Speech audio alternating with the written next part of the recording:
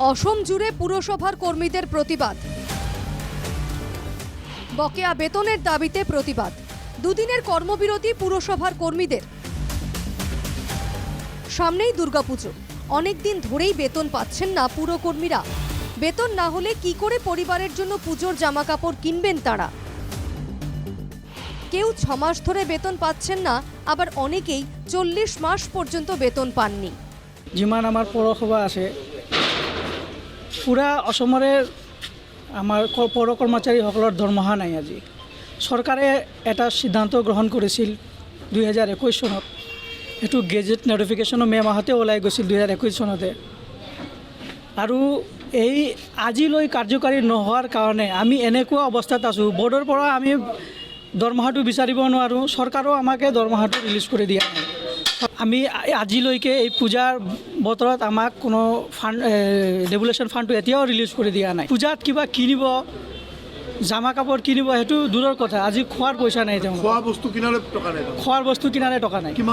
বকেয়া বেতন না পেয়ে ফুঁসছেন পুরকর্মীরা, তাই প্রাপ্য বেতনের দাবিতে দুদিনের কর্মবিরতি পুরকর্মীদের।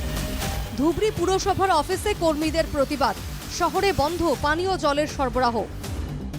গোটেই অসম জুৰি আমাৰ চেণ্ট্ৰেল কমিটিৰ ফালৰ পৰা এইটো সিদ্ধান্ত আছিল যে এই 2 দিন আমাৰ আজি আৰু কালি 4 তাৰিখ আৰু 5 তাৰিখে আমি অল অভাৰ আছামত ষ্ট্ৰাইক কৰিম।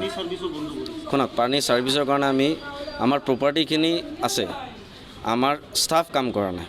প্ৰপাৰ্টি বিলংছ টু ধৰক চেয়াৰমেনৰ, কিন্তু আমাৰ ফালৰ পৰা আমাৰ ষ্টাফে কাম কৰা নাই। আজি ধৰক পানী দিয়া মানুহজনৰো ঘৰত আজি ধৰক আহাৰ নাই। আমি গাড়ী দিয়াত কেতিয়াও বাধা দিয়া নাই, গাড়ী আছে, গাড়ী ইহঁতে ল'ব পাৰে চেয়াৰমেনৰ ডিচিশ্যনৰ ওপৰত। আমাৰ মানুহ যোৱা নাই, আমাৰ মানুহ ষ্ট্ৰাইকত আছে, তো মানুহখিনি যোৱা নাই।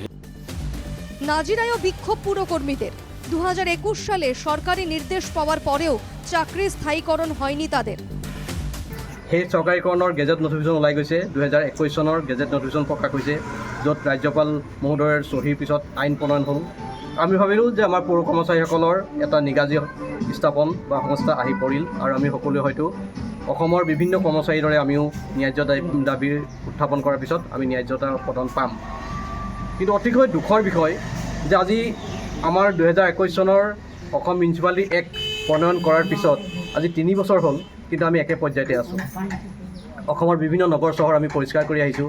আপোনালোকে জানে যে ঠাই বিশেষে আজি আমাৰ 3 মাহৰ পৰা 37 মাহ 40 মাহলৈকে বিভিন্ন পৌৰসভাত কৰ্মচাৰীসকলৰ দৰমহা নাই।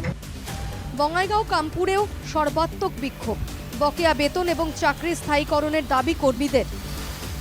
পৌৰ কৰ্মচাৰীসকলক চৰকাৰীকৰণটো কৰি দিয়ক, নিয়মীয়াকৰণ কৰক, আৰু আমাক মাহিলী দৰমহাটো দিয়ক। আমি 4 আৰু 5 তাৰিখে কৰ্মবিৰতি কৰিছোঁ, আৰু পূজাৰ পিছত যদি চৰকাৰে কোনো হেৰি নকৰে তেতিয়াহ'লে আমি আকৌ জংগী আন্দোলন কৰিবলৈ সাজু আছোঁ। দাবি না মানলে আন্দোলনের ঝাঁজ বাড়ানোর হুঁশিয়ারি পুরকর্মী সংস্থার। এদিকে পুরকর্মীদের আন্দোলনে সমস্যায় শহরের বাসিন্দারা। Bureau report, NKTV Bangla.